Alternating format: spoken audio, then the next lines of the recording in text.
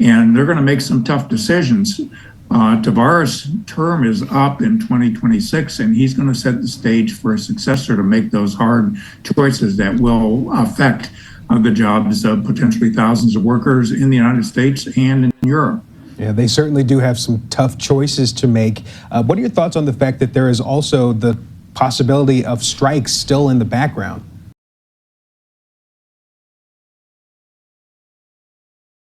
Hello everyone, welcome back to the channel. So again, we're going to dive into the challenges at Stellantis, the parent company of Chrysler, Dodge, Jeep and Ram, and what it's currently facing right now. I have done so many videos on Stellantis in the past, so it comes at no surprise that they have hit the financial wall. Poor leadership, and this seems inevitable and predictable, and now they constantly fail to capture consumers' interest. If you're new to my channel, please subscribe, and if you have to go before the end of this video, please give me that thumbs up. The algorithm will really appreciate it. So let's dive into our feature video as usual, and this one is from CBS Detroit, and remember, fair use. Let's begin.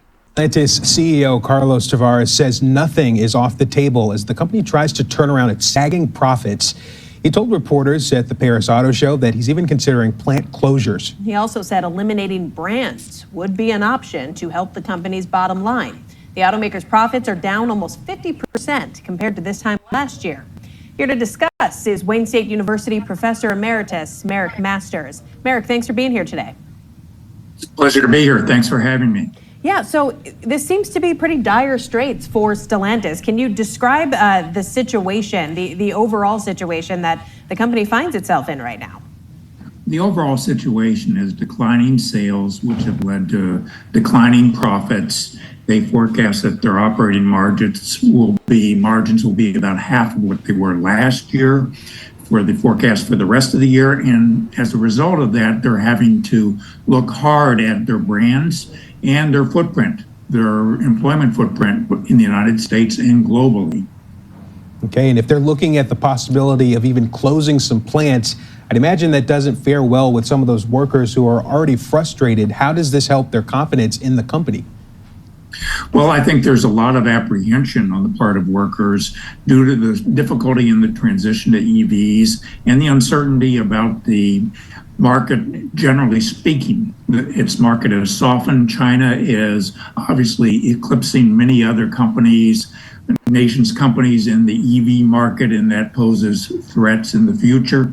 So when I look at the overall... Okay, let me pause right there. So while he addresses some of the issues, I will add other things he hasn't touched on. Now, remember, nobody wants a Dodge Dart. Nobody. They didn't push it to compete against the Civic, the Corolla, the Cruze, the Sentra, and so on. But people want that demon, the Challenger Hellcat. When they announced it might be discontinued to go on to an electric version, people were pissed, really upset. How many of you want that electric version, dishing out about $90,000 for a Dodge electric car? Nobody wants to be forced into a car now that he's touching on EVs. People want the choices. The company's reliance on outdated strategies and vehicles that don't resonate with today's buyers is a major issue that Stellantis faces. So Stellantis' decision to raise prices to fund their EV development while interest rates and cost of living started to soar is pushing them into a corner. Consumers don't want to feel forced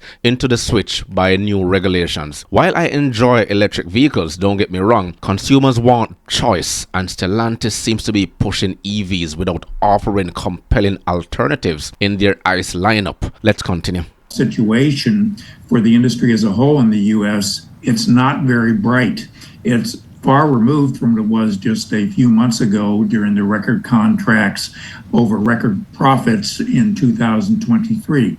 What you see now is a rude awakening to some extent. Stellantis has already had to lay off employees. It's now embroiled in a major battle with the UAW over its delay in plant investments that were planned as part of the 2023 accord.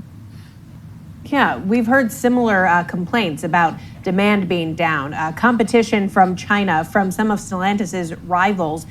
Do you think we're going to hear similar announcements from some of the other automakers, or is Stellantis particularly in a tough position? Well, I think Stellantis is in a particularly tough position, particularly in North America.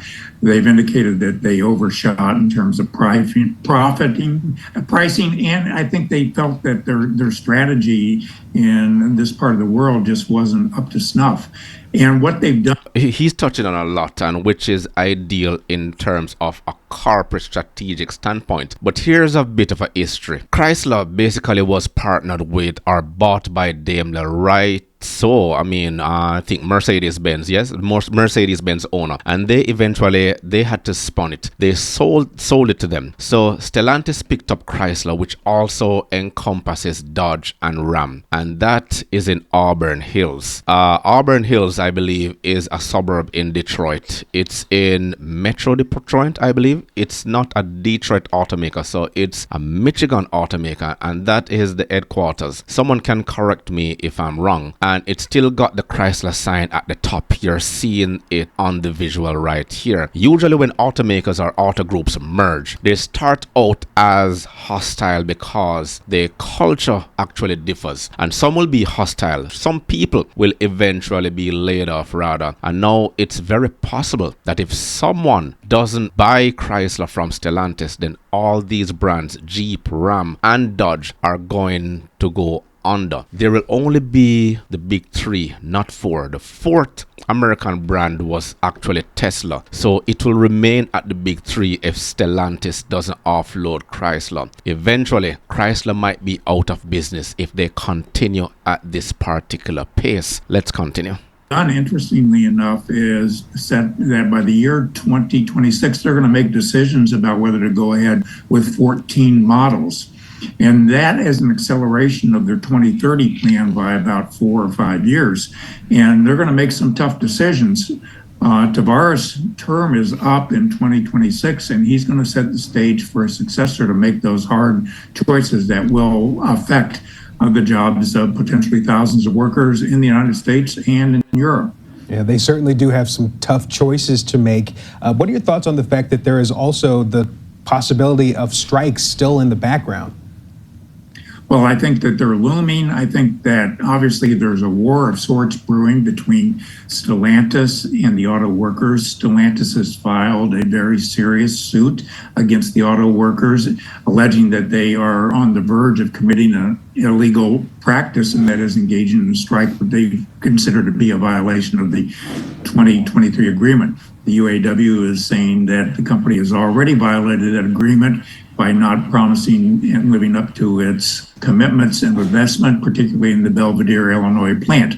This will be resolved, I think, in negotiations and with the possibility of a strike rather than the courts. Working their way through the courts will take a long period of time to resolve. But nonetheless, the suits escalate the tensions between the company and the union, and I would expect that they're only going to continue until they reach a resolution of this over in some way about what to do about commitments that the company made in terms of product investments. Okay, we're going to touch a little bit on that. But before, let me go back to Tesla. So with Tesla and GM pulling ahead in margins and electric advancements, Chrysler is left without much ground to stand on. And if you guys work at Stellantis, Chrysler, Dodge, or anything like that, I don't care if you work in a plant, I don't care if you work in corporate, I would be looking for another job just about now. I would have actually been in school. The recent UAW contract that he's here talking about added more financial burden, and the push for EVs only accelerated the impending crisis you're seeing right here. The reality, Chrysler might not survive the EV revolution unless a larger automaker steps in to salvage what remains of its legacy brands like Jeep or Ram. The final nail in the coffin was this UAW contract, because it basically priced them out of being able to compete. Nobody's going to pay $100,000 for a truck. Nobody's or $100,000 for a Chrysler or Dodge or anything like that. And they have to raise the consumer price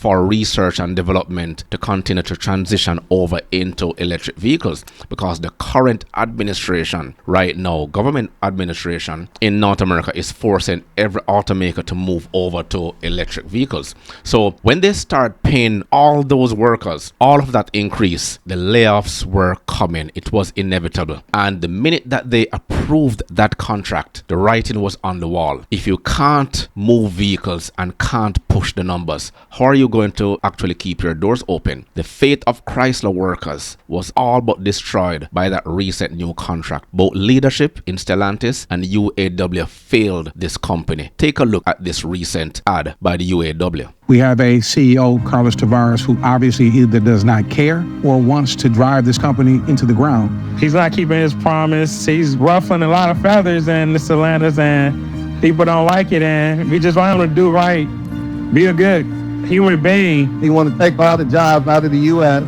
ship them to Canada and Mexico. It's shameful, you know. I will hope you find some good in his heart to honor the contract. I just feel like it was a lot of broken promises. Stellantis, Carlos Tavares, keep the promise, man. Hold the contract. Stellantis, keep the promise. 869, stand up. Stand up, 869. Carlos, keep your promise. Stellantis, keep the promise. We don't want to strike, but we have to prove our point that we want you to honor the contract.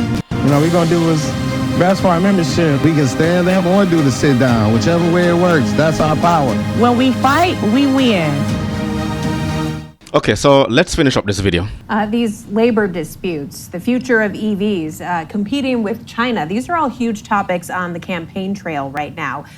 Do you think what happens in November at the state or national level will have an impact on what happens going forward with automakers like Stellantis?